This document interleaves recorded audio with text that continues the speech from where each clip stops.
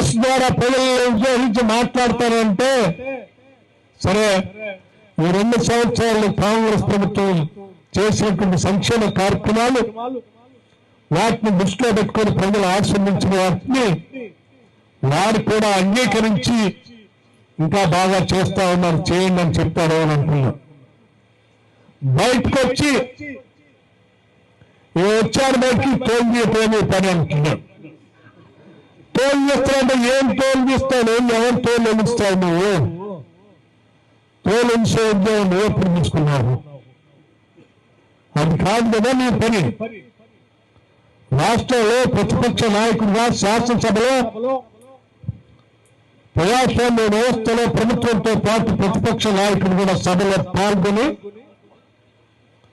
ప్రజల సమస్యలపైన నిలబడి గళమెత్తి మాట్లాడాలి. అందరూ తెలిసిందే 10 సంవత్సరాలు ఈ రాష్ట్రంలో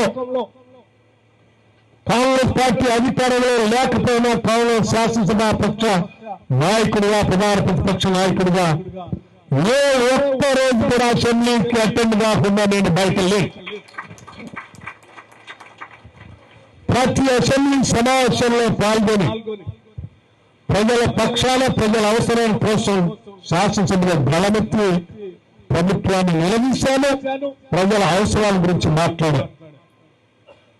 మరి నువ్వు 10 సంవత్సరాల ముఖ్యమంత్రి చేసి నీ ప్రభుత్వాన్ని నువ్వు చేసిన అఘాత్యాలను గుర్తించిన రాష్ట్ర ప్రజలు నువ్వు పనికిరావ పాలనుకుని ఇంట్లో కూర్చోబెడితే కనీసం ప్రధాన ప్రతిపక్ష నాయకుడిగానైనా నువ్వు ఆ పార్టీ శాసనసభ నాయకుడిగా బాధ్యత తీసుకున్నావు.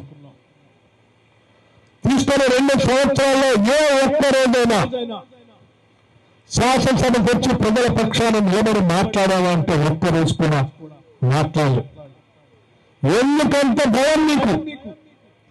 శాసనసభ రావటానికే భయపడేటువంటి నీకు అసలు ప్రధాన ప్రతిపక్ష నాయకుడు హోదా అవసరమా అని కూడా నిర్ణయించుకున్నావు.